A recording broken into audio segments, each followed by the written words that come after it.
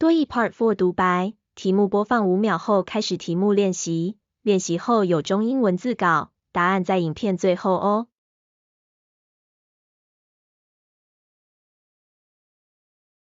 Questions 34 through 36 refer to the following talk.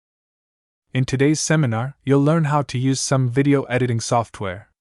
I've selected the particular software we're using today because it's user-friendly and doesn't require prior editing experience. It's perfect for those who are new to video editing. You'll be practicing by creating short promotional videos.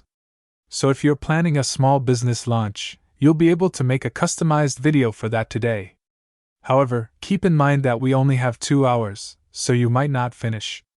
If that happens, come speak with me later, and you can sign up for some extra time in the Media Lab for free. 多益 part4 独白中英文字稿，开始播放。Questions 34 through 36 refer to the following talk.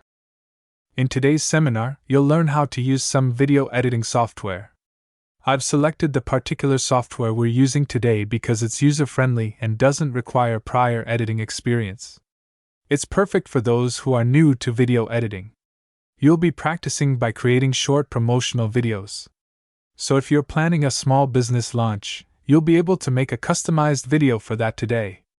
However, keep in mind that we only have 2 hours, so you might not finish. If that happens, come speak with me later, and you can sign up for some extra time in the Media Lab for free. Number 34. Why did the speaker choose some software?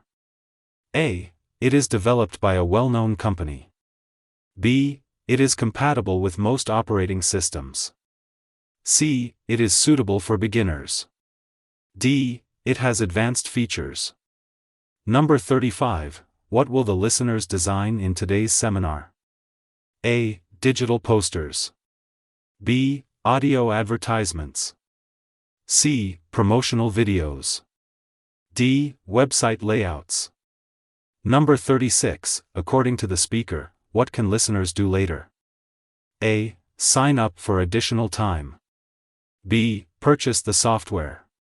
C. Request a tutorial guide.